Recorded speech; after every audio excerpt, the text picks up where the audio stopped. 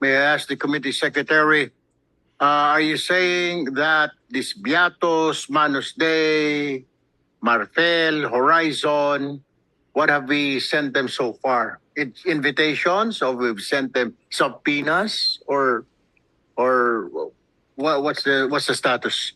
Your Honor, since the series of hearings started, we already invited them. So we started with invitation, then we subpoenaed them, then we sent them show cause order until we sent contempt order to them. And warrants of arrest have been issued. Yes, the contempt order, sir. Yes, yes. For the information of Senator Erwin, we actually have here Raiza Lumbang, who is the corporate secretary on record of Atara Marketing Incorporated. She was arrested by the PNP Lubao in Lubao, Pampanga.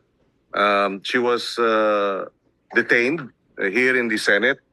And after conferring with her lawyers and her request for provisional liberty, the committee allowed her temporary liberty under certain conditions that she attend. So she is here now, and we will ask her to explain and raise questions regarding her role as corporate secretary of Atara Marketing, which imported about 7 billion pesos worth of rice in 2020, 2024, paying about 1.6 billion pesos worth of taxes. And she is the corporate secretary.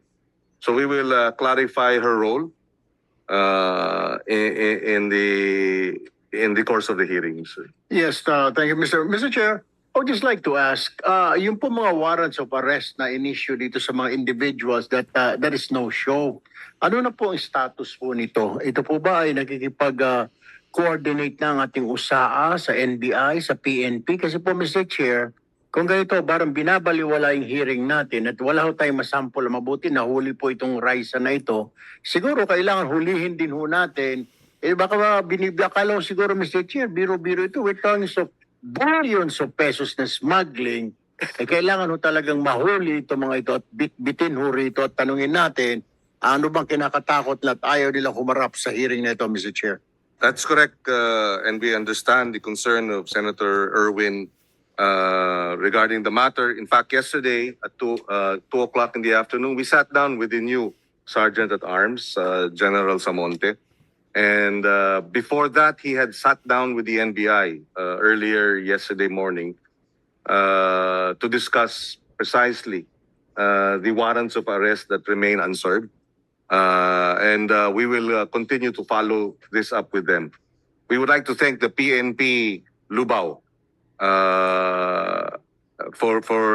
and they have committed to look for Mr. Warren Lumbang, yung asawa po. Mr. Warren Lumbang, the former husband, ex-husband of Raisa, is corporate secretary of Beatos. And Beatos imported about 7 billion pesos worth of rice. And we will, and paid about $19 million worth of taxes and duties. So there. Anyway, we can now proceed with the permission of our colleague. We can Go ahead, proceed. Mr. Chair. Thank you. Before we proceed, can we ask all those who have not taken their oaths to do so? Can the committee secretary administer yung oath, please? For the first time attendees, please rise. Raise your right hand, please. Answer my question. Do you solemnly swear to tell the truth? Raisa included. Raisa. Do you solemnly swear to tell the truth, the whole truth, and nothing but the truth in this public hearing? Answer. Okay, you may take your seats. Thank you. We can now proceed. We will begin with the Subic smuggling case. Mr. San Andres, are you here? Yes, please join us. Can we allow Mr. San Andres perhaps a seat? Medyo hindi ka makita riyan. Baka, ang hirap naman ito. Baka pwede dito na lang. Can you move over there? Kasi ang hirap. For the information of our colleagues in the Senate, our committee members, in one of the hearings, previous hearings, Senator Raffy Tulfo requested the BOC to submit a investigation report on individuals identified as Princess and Manny Tan, who are allegedly involved in the smuggling of agriculture products. And based on the information that was earlier earlier requested, and we received tips, information from certain sources, we have been able to identify a certain princess.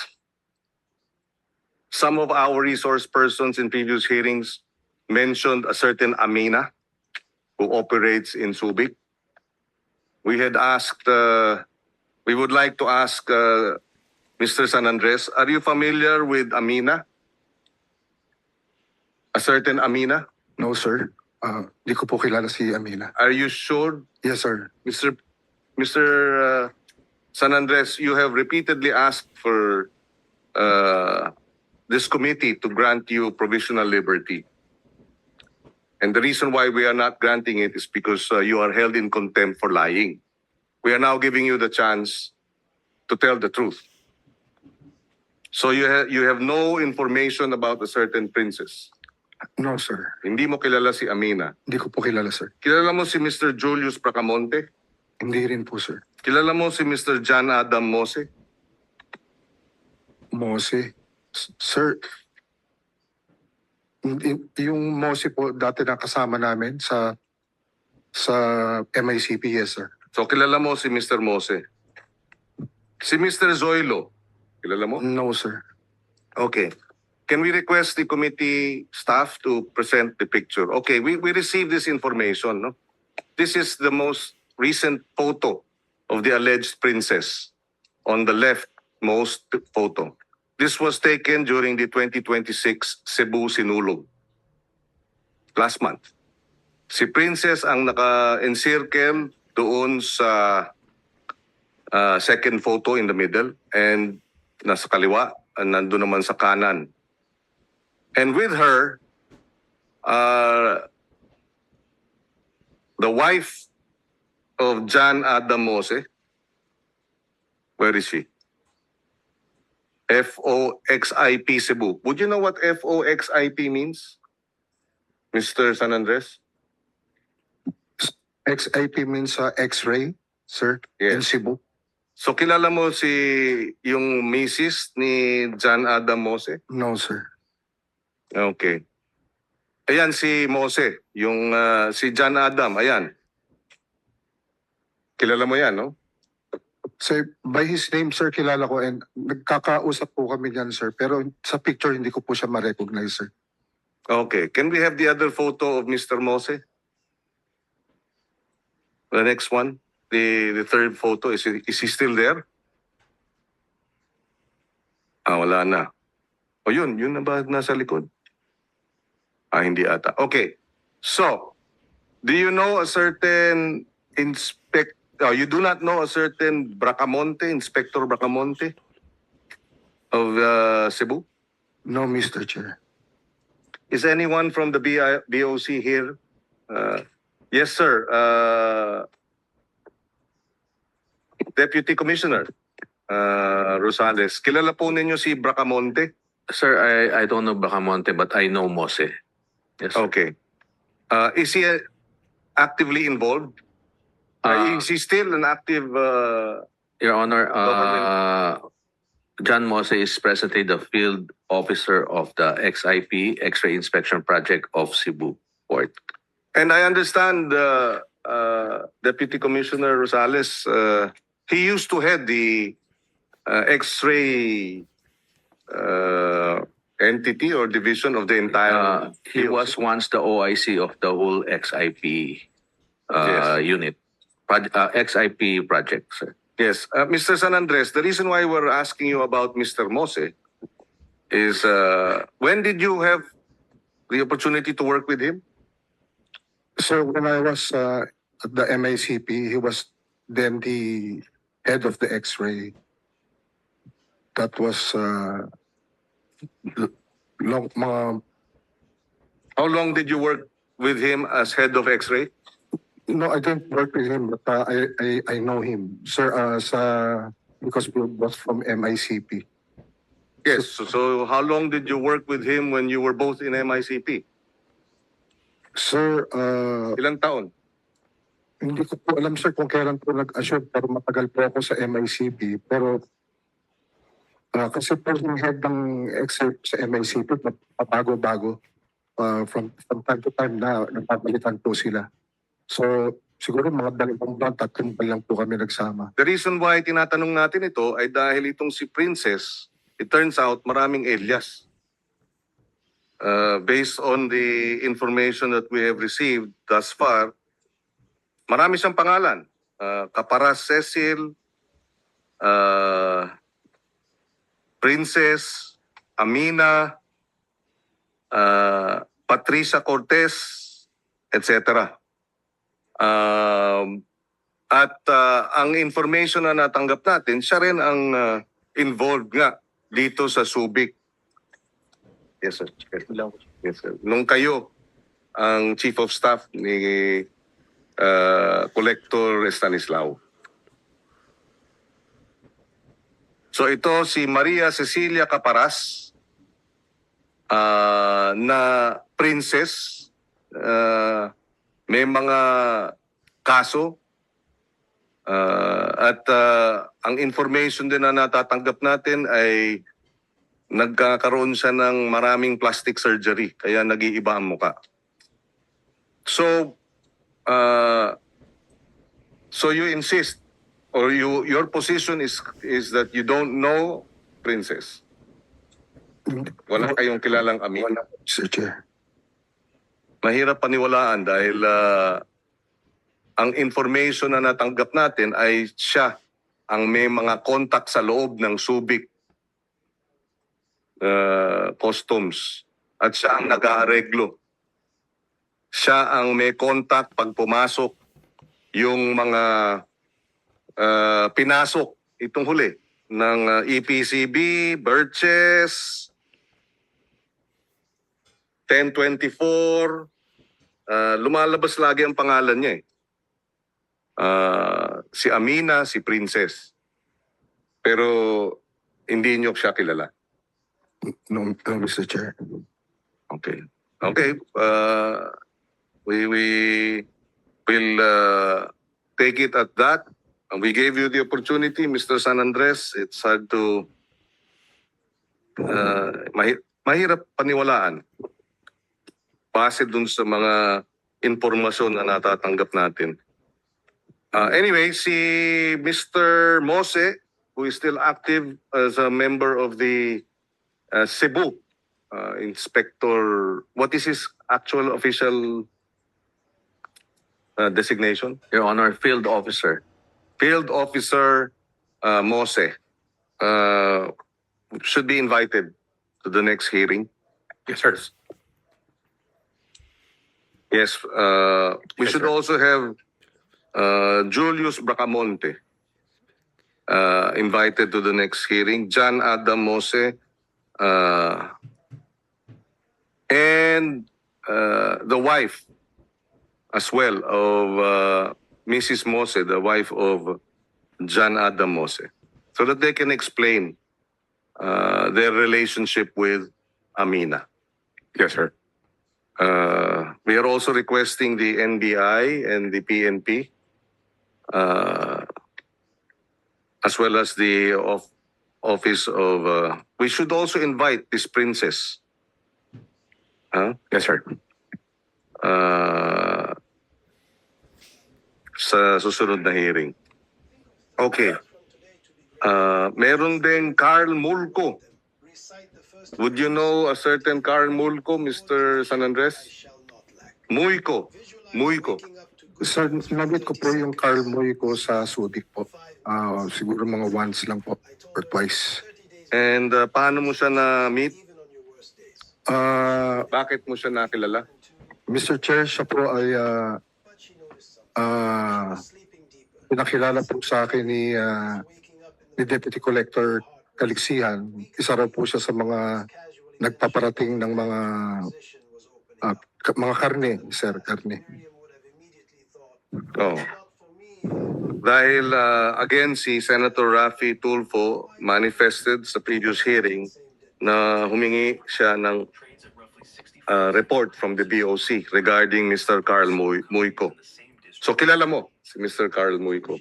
Sir, nakausap ko po siya, na-meet ko po siya. So paimbitahin din natin si Mr. Carl Muyco sa susunod na hearing. Yes, sir.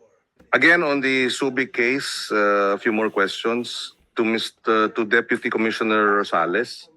May we know what is the status of your investigation? Previously, you submitted to this committee a status report last December of your investigation regarding the Subic case against Collector Stanislao and Mr. San Andres and other personalities of the BOC involved. May we have, what is the status now?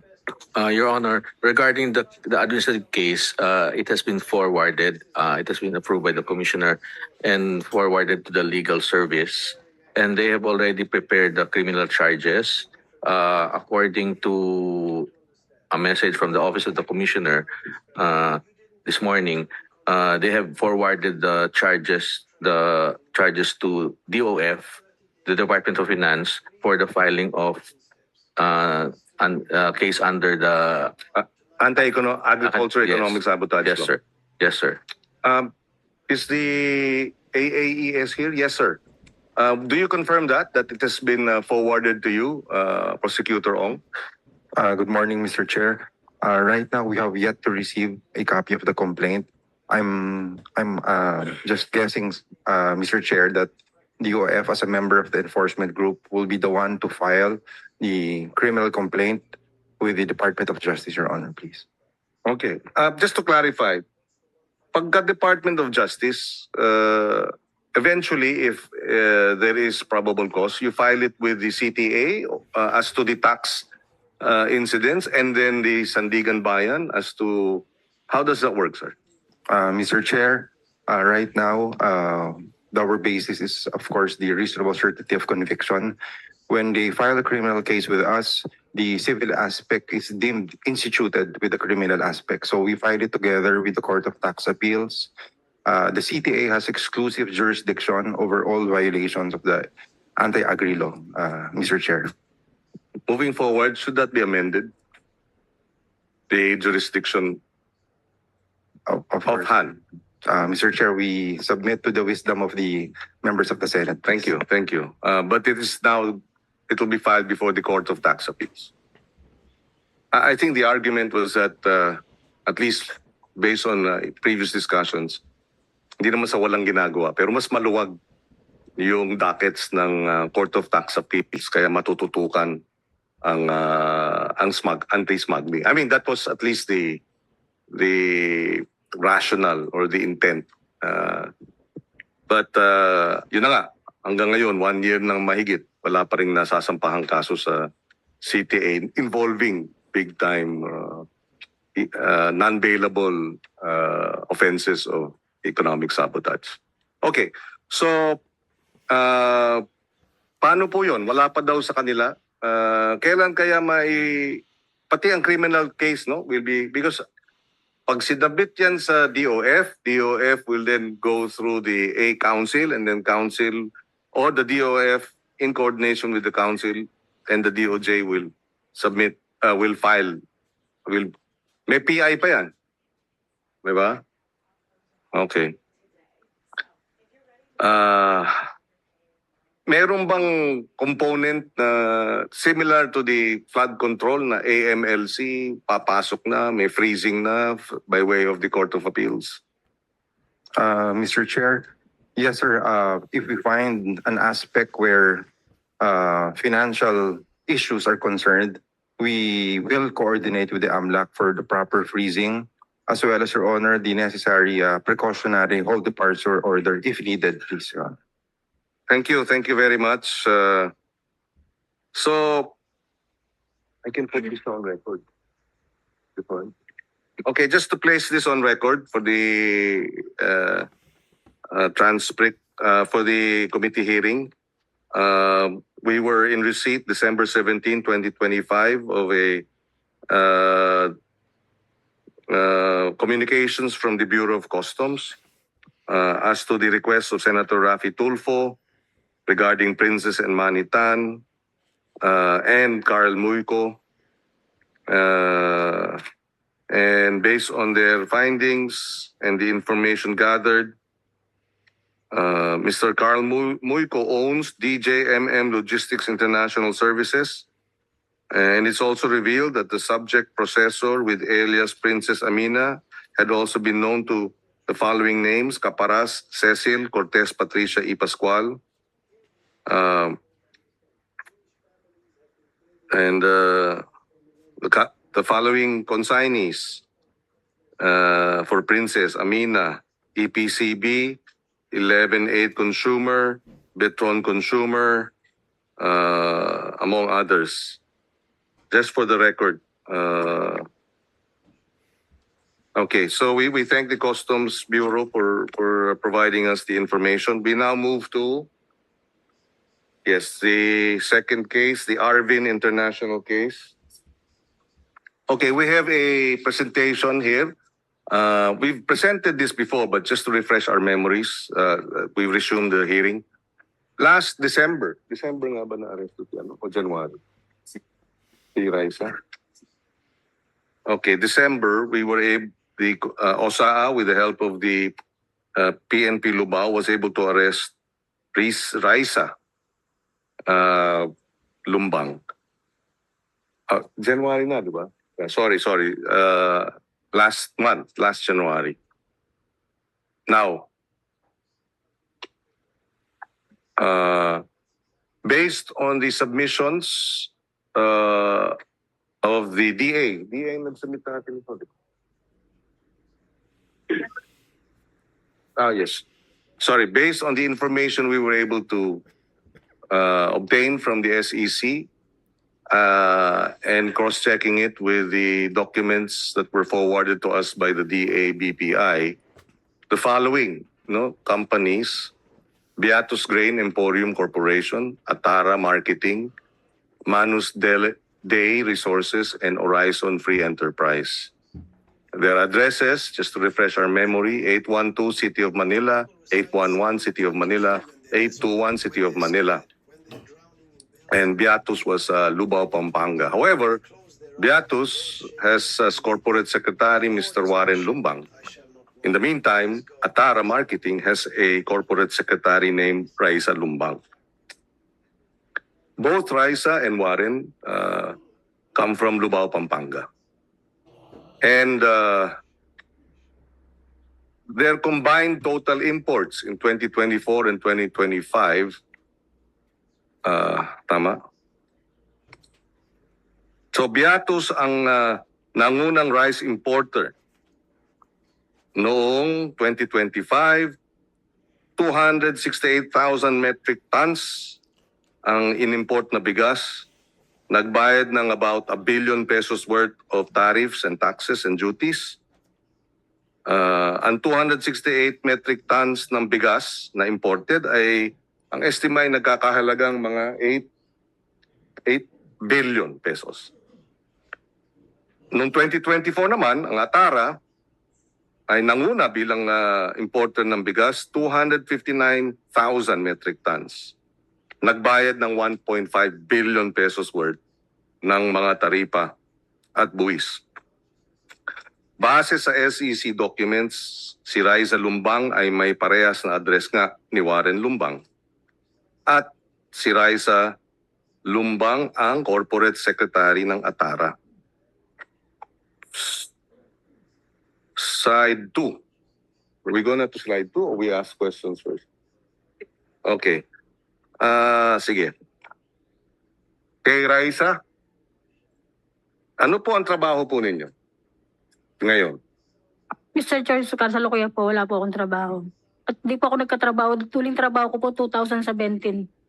Pagkatapos po trabaho. May asawa kayo? Walay po kami kasalukuyan po. May anak? Meron po, Ben. Isang anak? Opo. Sino ang asawa mo? Nahiwalay na kayo, sabi mo? Warren. Warren Lumbang. Opo. Nasaan ngayon si Ginoong Lumbang? Huwag mo nang pindutin dahil pag bukas yung pula, ibig sabihin may... Ngayon po, wala po akong balita sa kanya, Mr. Chair. Kailan mo siya huling nakausap? Matagal na po eh. Hindi siya Nung wala pa po yung isyong yan, nakakausap ko pa po siya. Kailan yun? Ano po, mga 3 years na po. Then, ang issue naman na ito ay pumutok lang last year, September. Kaya nga po. Kahit po iwalay kami, may contact po kami, nakakausap po siya para po co-parenting po kami ng anak ko po. Kaya nga, so hindi 3 years ago mo siya nakausap. Kasi pumutok itong issue ng Atara last September lang eh. Hmm. So, last year ba nagkausap kayo bago mag-September? Opo. Okay. Matapos noon, hindi mo na siya mahagilap? Opo, hindi ko na po siya Sinubukan mo ba siyang hanapin? Opo. Paano? Nung nalaman mong ikaw ay na-involved dito? Opo. Ha? Opo, pinaghahanap ko po siya. Oh, anong nangyari? Hindi ko po siya makita po. Hindi ko Tinawagan mo siya? Opo. May cellphone siya? Yung pong cellphone niya, hindi na po siya active po. Yung pong number niya. Hindi kayo magkasama sa isang bahay? Hindi po. Okay. Oh. Okay, so wala ka ng contact, in other words. Opo. Opo, Mr. Chair. So paano mo yung papaliwanag na narito ka sa Atara? Ayan nga po eh. Nagtataka nga po ako, Mr. Chair. Nabigla na lang po ako na meron po akong kumpanya. Tapos yung pang Atara, hindi ko po kilala po yung company na po yun. Kami naman sa ito. Okay, may dokumento kami rito. SEC. Opo. Signature over printed name bilang Corpsec. January 2025. Itong last year lang. Raiza L. Lumbang. Nakita mo ba ito?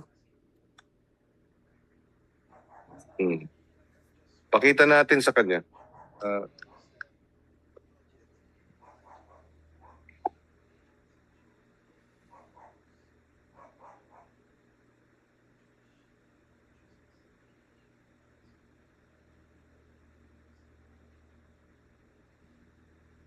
Di ba yan ang signature mo?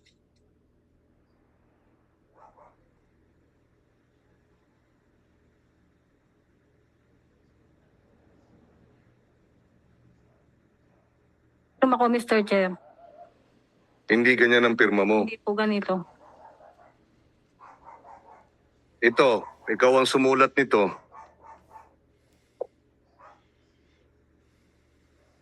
I-confirm mo lang na sa'yo yan dahil NBI handwriting natin yan.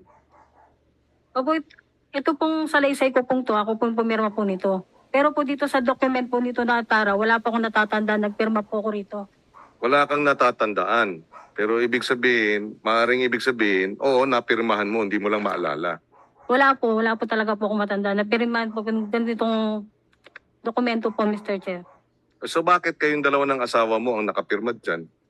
Ayan po, hindi po namin po alam, Mr. Chair, bakit po na-involve po kami sa ganyan.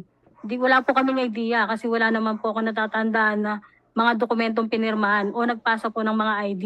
Wala po kami natatandaan. So nung pumutok na itong September last year, hindi mo nakausap ang asawa mo para baka naman siya ang may kinalaman? Hindi ko po siya makontak po, Mr. Chair. Maaari kayang siyang gumawa nitong lahat? Ginamit yung pangalan mo? Sa palagay ko po, Mr. Chair, hindi po magagawa po ng dati pong asawa yun. Dahil po may anak po kami kahit papano. Hindi niya po magagawang i-involve niya po ako sa ganyang issue.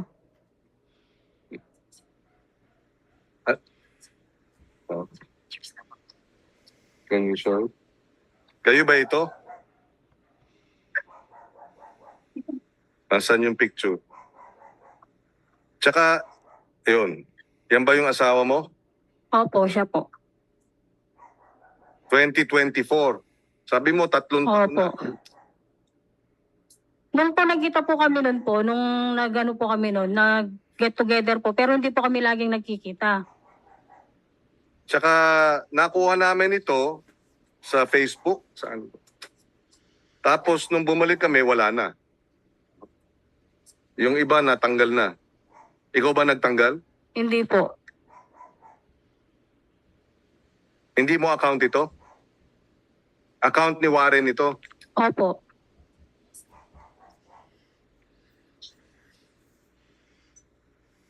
Saan? Oo, ikaw yan eh, oh. Azyar. Riza. Opo. Oh. Doon ba natanggal? Doon natanggal yung pictures sa Azyar?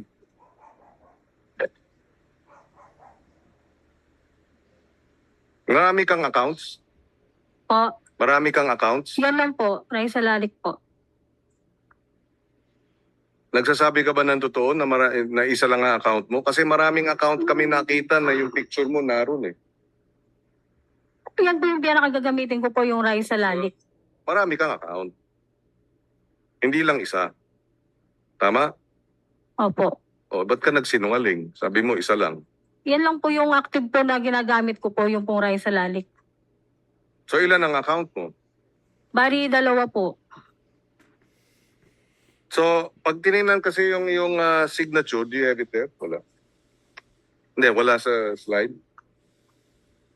Very similar yung signature mo dun sa SEC at sa Opo. affidavit. Opo. Pero wala po talaga akong natatandaan. Nagpirma po ako ng ganito, Mr. Chair. Well, iba yung natatandaan at iba yung wala akong. Opo, wala po talaga akong pinirmahan na ganito, Mr. Chair. Dalawa yun eh. Wala ka natatandaan o wala kang pinirmahan. Wala po akong pinirmahan po, Mr. Chair. Ba't pa bago-bago? Kanina walang natatandaan. Katapos walang napipirmahan. Kasi iba yung walang natatandaan. Ibig sabihin, maaaring pinirmahan mo, hindi mo lang maalala. Naintindihan mo? Opo. Posible ba yun? Maaaring may napirmahan ka, hindi mo lang maalala, hindi mo na matandaan. Posible ba yun? Kasi yun ang una mo sinabi. Sabi nila, ang isda nahuhuli sa bibig. Magsabi ka ng totoo. Kung hindi, ang commitment mo sa amin, kaya ka namin pinalaya, para Opo. magsabi ng totoo. Wala po akong talagang pinirmahan na ganito po, Mr. Chair. Nagbago na. Wala po talaga akong pinirmahan pong ganyan.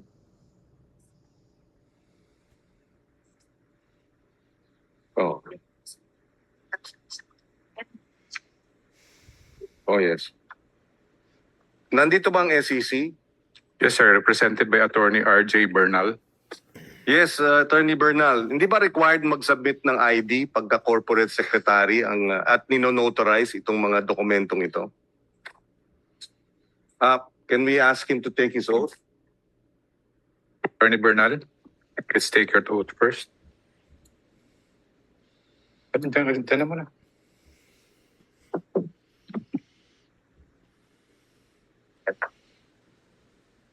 Raise your right hand. Sir, my question is, do you solemnly swear to tell the truth, the whole truth, and nothing but the truth in this hearing? Yes, sir. Thank you. What is his name, sir? Mr. Attorney Bernal. Can we provide Attorney Bernal copies of the SEC? What is your process? Do you require the submission of IDs? Or at least photocopies of IDs before the notarization? Usually, Your Honor, with regards to the general information sheet, we just rely on the notary public. Okay, okay. But there are instances wherein IDs are required? In the registration process, Your Honor, we require the tax identification number of the incorporators. Would you like to take a look at this document?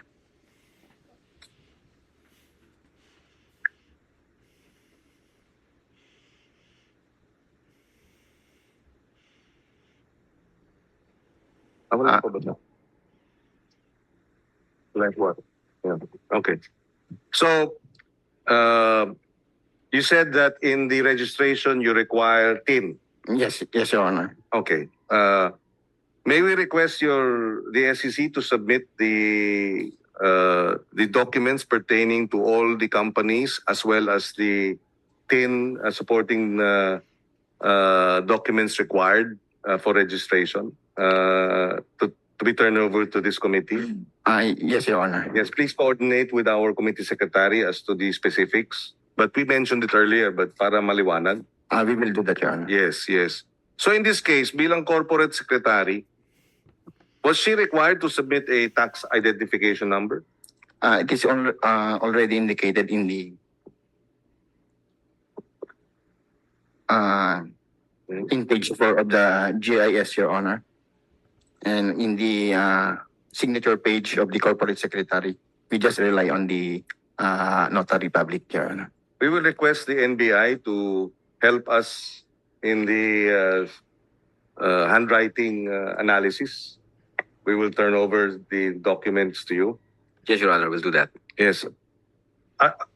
Just for the information, just for the record, are these official documents or photocopies of the official documents from SEC? So we downloaded it from the SEC website, but if we can have hard copies as well, so that it can be the basis for the handwriting analysis. Yes. Yes, Your Honor. We will provide a certified true copy or at least. So sinabit mo daw ang tax identification number mo, Miss Lumbang. Wala po ako natatandaan na nagpasa po ako. Meron ka bang tax identification number? Wala po. Kasi yung huling trabaho ko po, 2017. Okay. So paano ka, sa iyong palagay, paano ka nasama dito at yung asawa mo? Yun nga po, Mr. Chair, yung pinagtatakan ko. Bakit po kami na-involve po dyan? Eh baka naman may dahilan. For sure, may dahilan. Bakit kayo? Mag-asawa pa kayo. Yun nga po, Mr. Chair. Hindi naman pwedeng walang dahilan, basta na lang nagkaroon ng magic at yung pangalan ninyo ay lumabas doon. Di ba? Opo. Di ba? Opo, Mr. Chair. So wala ka naisip? Wala po kong naisip bakit po kami mag-asawa po yung na-involve po sa ganyan. Parang mahirap paniwalaan, ano?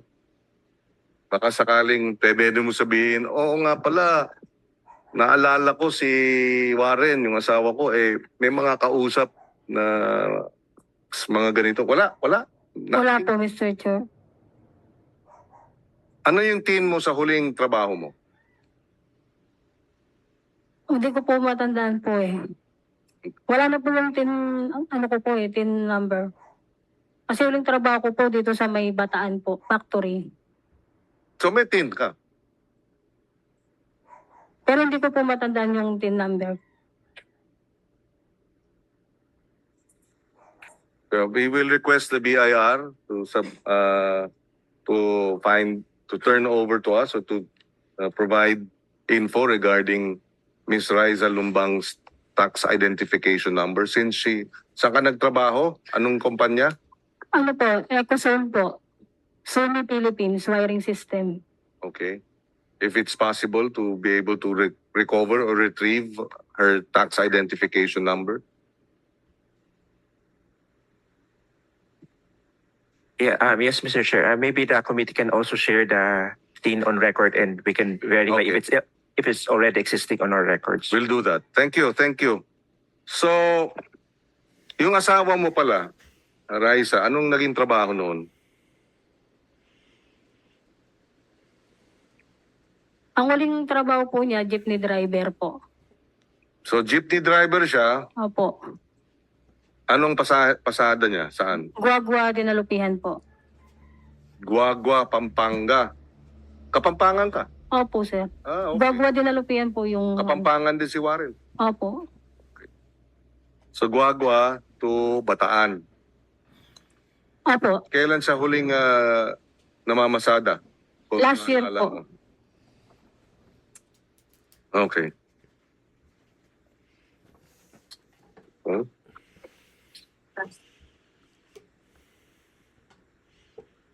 Oo nga, i-clarify mo nga yun kasi sabi mo co-parent ka kaya nag-uusap kayo pero mas maaga ang sinabi mo 3 taon na kayong hindi nag-uusap. So ano ba ang totoo? Tsaka meron kang picture ng 2024. So hindi 3 taon yun. Iba-iba yung datos at yung salaysay mo. Opo, Mr. Chair. Oh, so ano nga? Ano yung totoo? Hindi kayo nag-uusap kayo? During nag-usap nga po kami nung pong bago po pumutok po yung issue nga po yan. Tapos po nung pong nagkaano na po yan. Kaya nga, last year. Opo. Hindi 3 years ago. Di ba malayo yung 3 taon tsaka 1 taon. So ano totoo? 3 taon, 1 taon? Yun po 1 taon po. So anong totoo? Wala kang kinalaman dito? O meron kang kinalaman dito? Wala po. Wala po akong pinalaman dyan, Mr. Chair. So anong totoo? Walang kinalaman yung asawa mo rito o may kinalaman? Wala po. Parehas po kami walang kinalaman dyan, Mr. Chair. Baka pinoprotektahan mo yung anak mo. Hindi po. I mean, naintindihan ko kung pinoprotektahan mo yung anak mo, tayo mo madawit yung asawa mo. Hindi Pero, po. Hindi po talaga. kasi iba-iba yung sagot mo eh. Parang may tinatago ka na matagal mo nang hindi nakakausap mo pala. Ngayon, di ko alam, 3 taon ba bago pumutok ito o 3 buwan? Anong totoo? Ngayon lang po. Ano? Last year po. Bago pumutok? Opo. Ayun ang mahirap eh. 3 taon bago pumutok. Baka ang totoo last week. Ay, hindi po. Ha? Sagutin mo. Hindi po, Mr. Chair.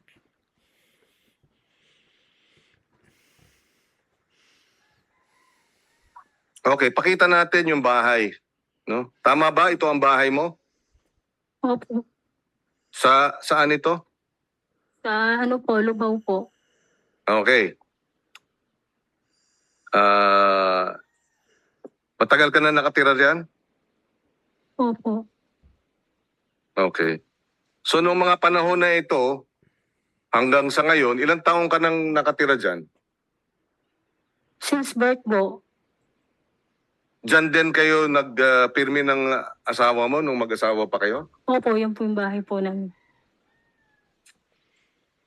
Okay. Okay.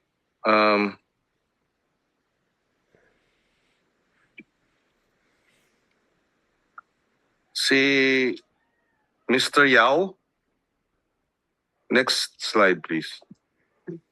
Yes. Okay. So ito ang imports ng Orison, 2023 rice imports. A total of how many?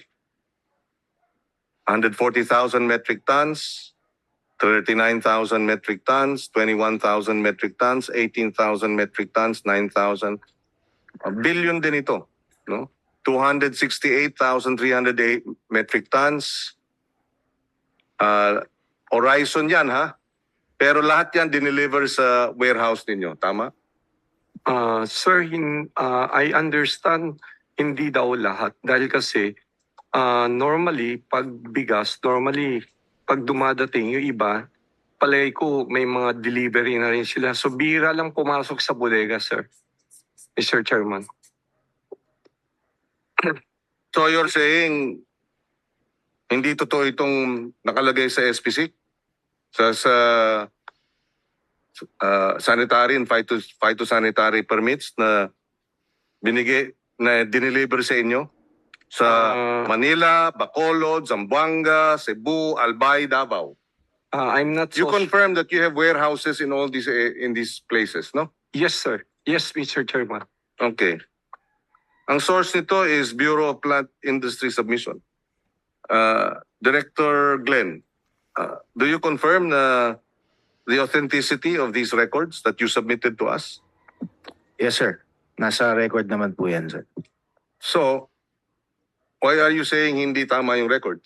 Sir, I'm not so sure kung paano sila operation po nila. You are the president of Arvin.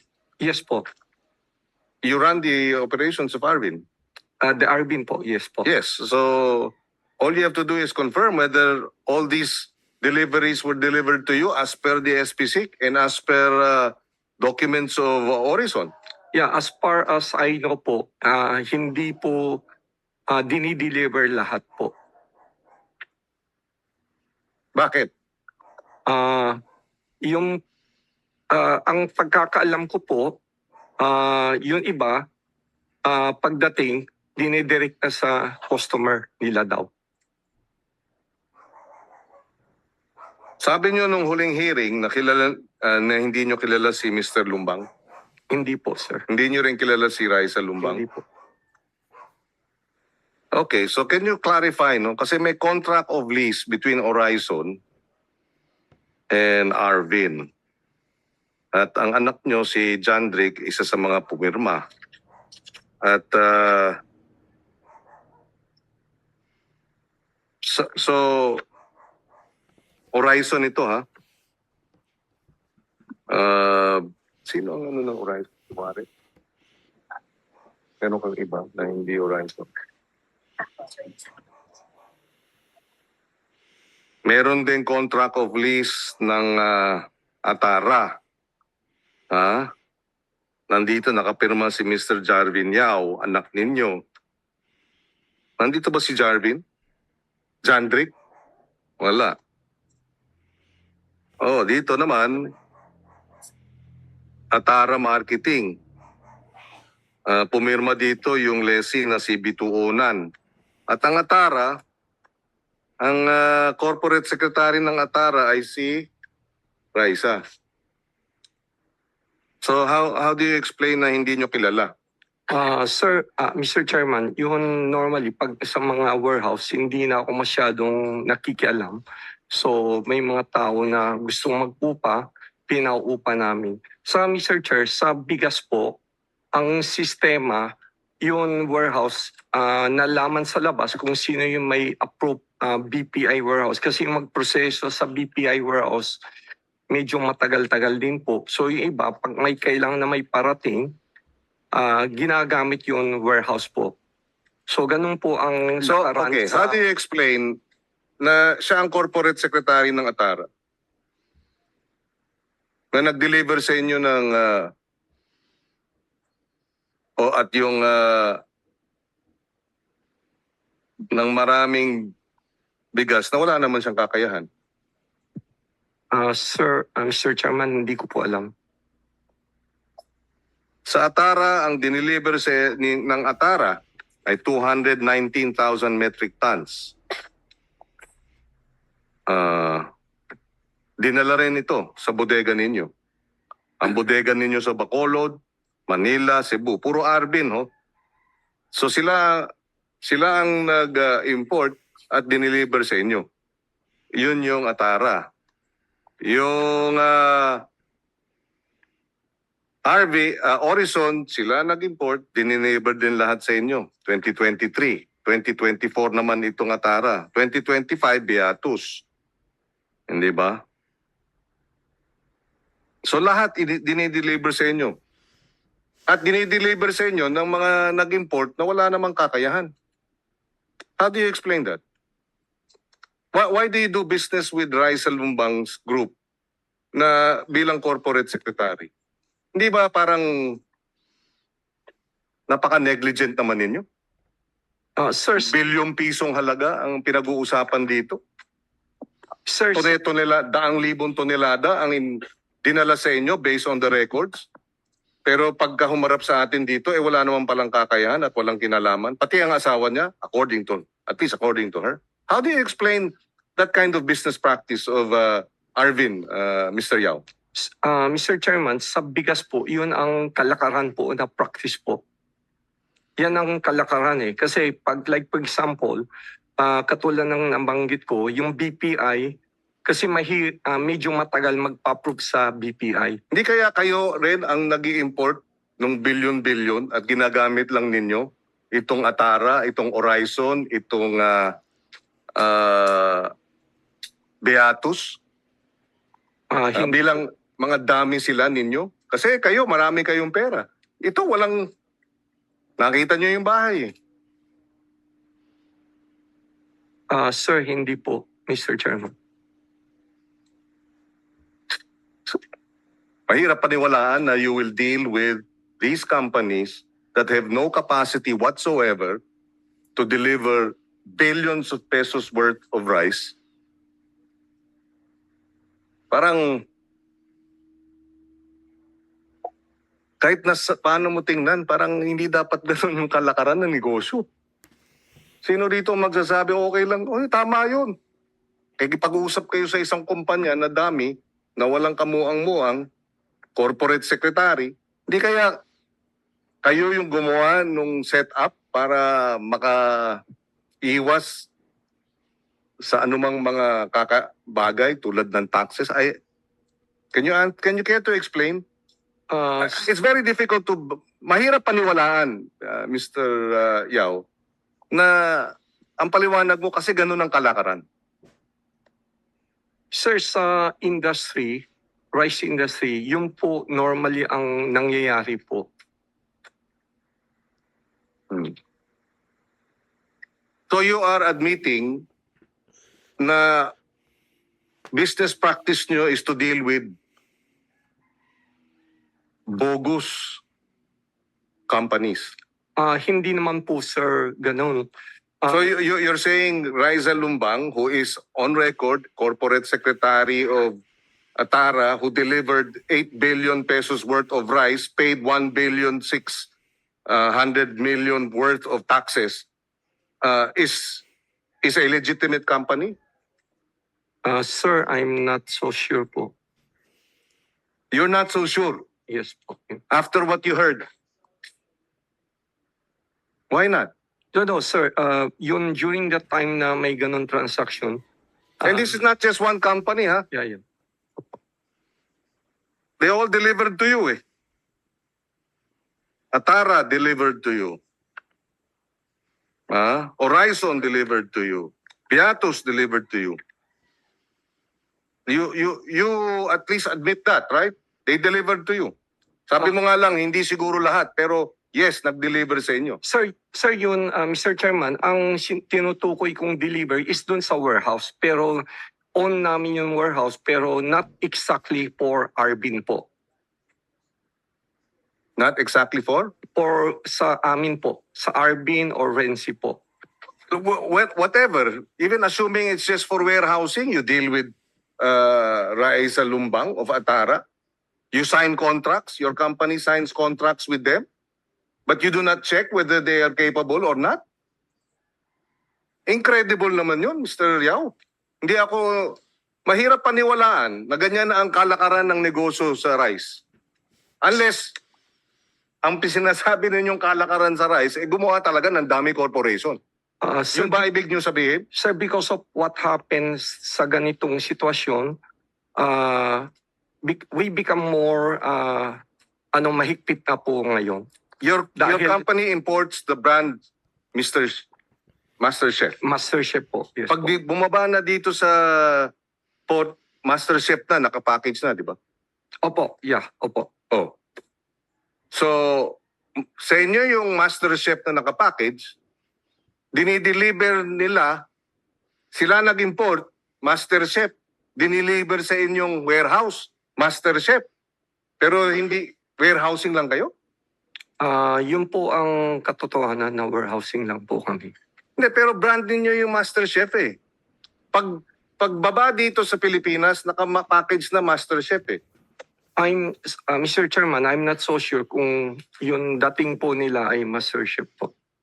Well, the information that we received is when it is brought here, imported from abroad, it is already carrying your brand. Mr. Chairman, actually, maraming nagpipick ng MasterChef po namin.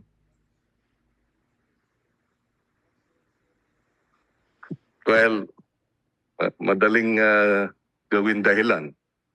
Pero ang tanong dito, kung galing sa labas, brand ninyo, dinala sa inyo, Master Chef, ba't nyo tatanggapin sa warehousing kung yun ay fake na Master Chef?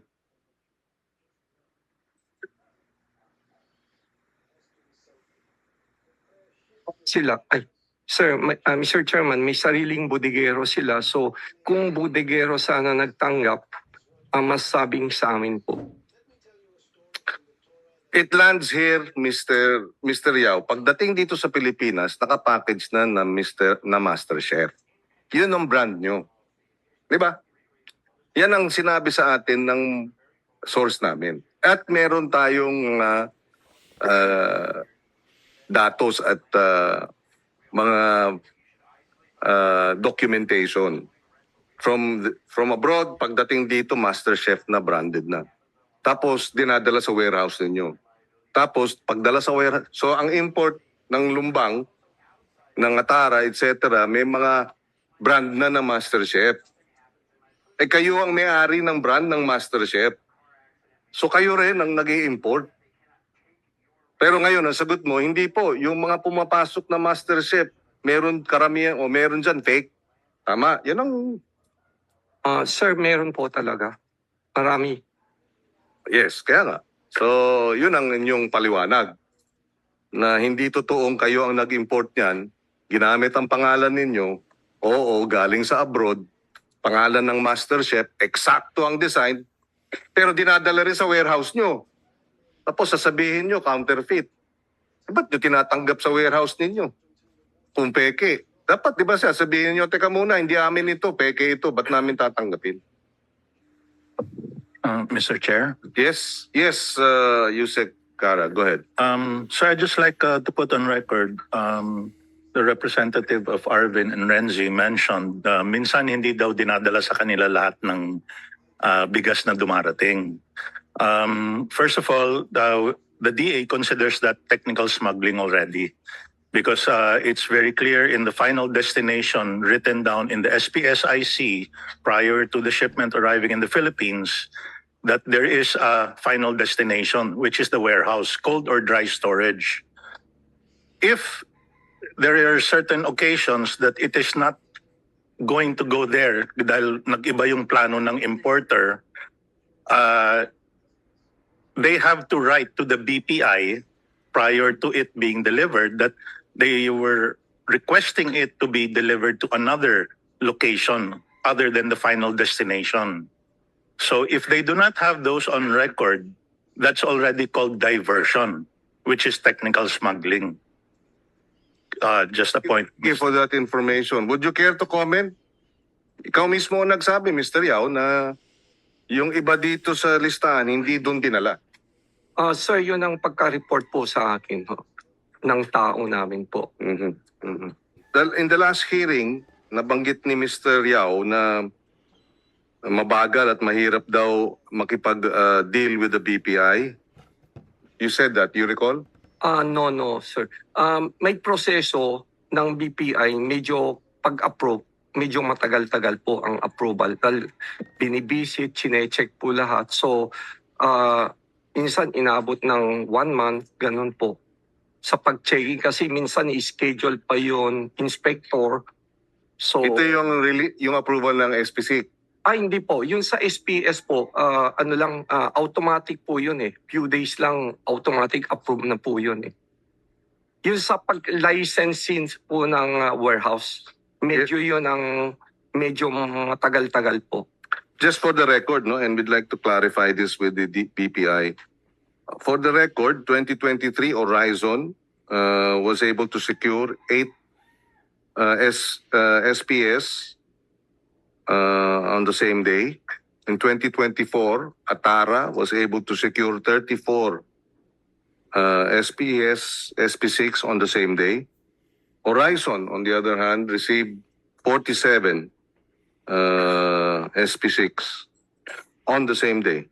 And Beatus, 44 times at the same day. Would you care to clarify this, Director Panganiban? Because given what we all know now. Is this correct practice? Mr. Chairman, thank you. Yung pong ating pag-process ng SPSIC, hindi lang naman po yan, sir, isang araw mag-apply online, approved agad. So, before they become registered importers, they have to have license to operate. They have to have proof of business establishments, yun nga po, for corporations, cooperatives, or single proprietorship.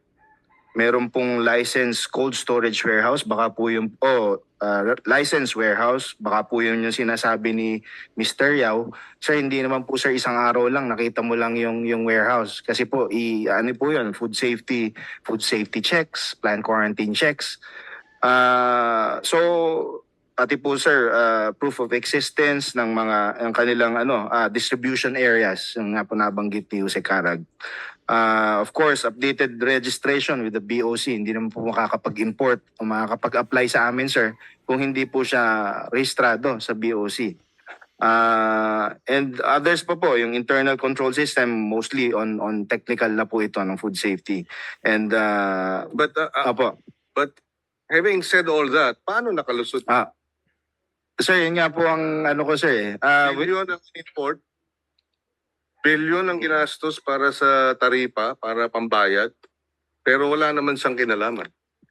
Sir, yun nga po, we are relying on the official documents na isinasubmit po sa amin from SEC, from BOC. Remember, sir, hindi po makakapag-apply sa amin yan kung wala po silang I know, but license. apparently it's not working, at least in this case. And several other cases, kasi lahat ng mga hinahanap namin, hindi namin makita eh. Atara, Horizon, Atara lang ang naaresto eh, pero yung Horizon, yung Beatus, wala. So, it would be logical and not far-fetched to assume na ganun din ang sitwasyon ng Beatus, ng Horizon, ng Beatus, ng Manus Day. May modus operandi na maliwanag. Paano nakalusot yun? And sila ang pinakamalaking importer. Diba?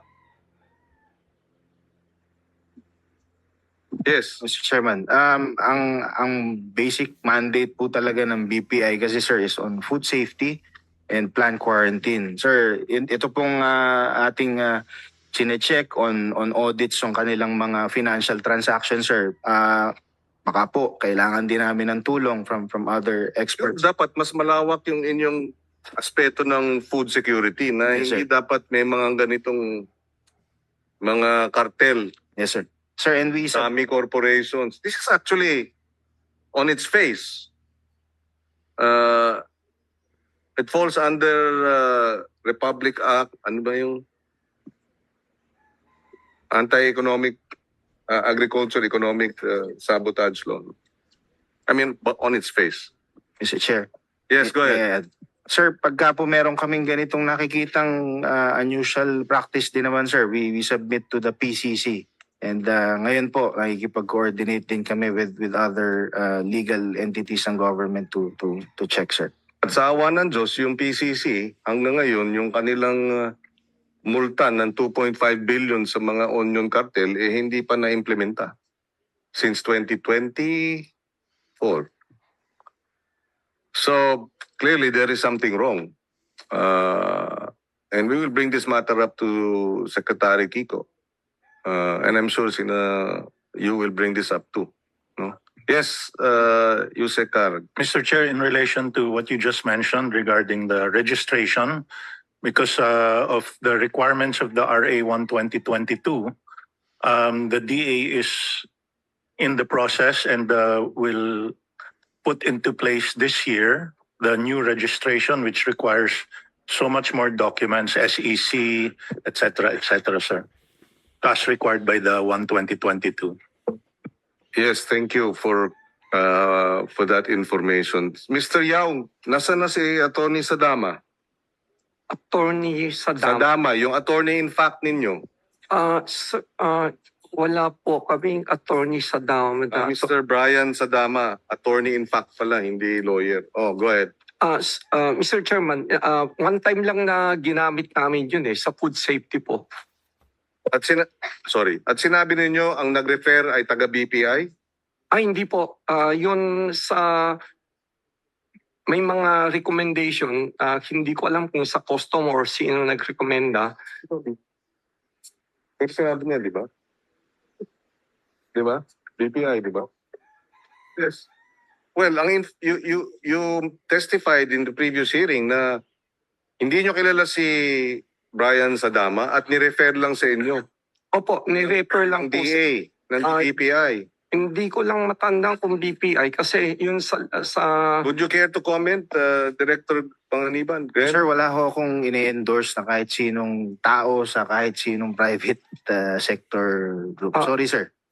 Sir, Mr. Chairman, katulad ng nabanggit ko during last hearing, ang Arbino, meron kaming sariling in-house na fire safety officer na talagang sinesweldoan namin monthly until now. Kaya lang during that time nung Renzi, na tinayon Renzi, ang pagkaintindi namin na bawat isang kumpanya, isang food safety officer. So during that time na tinayo yung Renzi, may kala namin po na kailangan iba-ibang food safety. So may nagrekomenda lang po na ito gamitin nyo na siya ay Sino nagrekomenda? Hindi ko lang matandaan kung sino nagrekomenda kasi random lang na may nagrekomenda po na ito food safety. Ba't di nyo sabihin kung sino? Sir, Ba't sinasabi nyo hindi nyo matandaan? Sir, Are you trying to protect somebody in the bureaucracy? No, sir, Mr. Chairman. Kasi 2020 pa po yun Nung before you can apply for a license or LTO, kailangan may isang food safety officer. Yung food safety officer, may seminar yan, may mga requirement na para maging food safety officer ka po. So, what you're saying is, si Mr. Sadama, who represents all the different companies as attorney in fact, ay hindi nyo kilala. Sir, yun sa amin, ang So,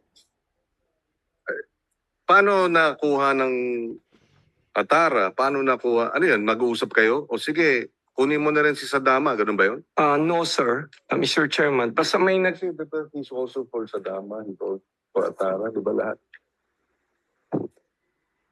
Go ahead. Yeah, Mr. How do you explain that? Na si Brian Sadama, siya rin ang attorney in fact ng Beatus, ng Renzi, ng Atara, ng Horizon, ng Arbit. How do you explain that? Sir, may nagrekomenda lang. So, kasi pag pinasa po, sinapit sa So you're saying, wala kayong kinalaman dun sa pagiging attorney in fact ni Sadama sa Atara. Hindi nyo alam yun. Opo, Hindi Mr. nyo rin Chairman. alam na siya rin pala ang attorney in fact ng Beatus. Yes, Mr. Chairman. Katulad po Do you ng expect the committee to believe that? Sir, on our part, it's on the record po naman ng Arbin, may sarili kaming food safety officer. Until now, he's still with us. Kung alam lang po ng Arbin na hindi... So you're saying coincidence lang? Yes po, Mr. Chairman. Kasi otherwise, kung hindi talagang, kung kailangan lang na isang tao, pwedeng marami, ginamit na namin po ang sarili namin food safety officer. The way I see it,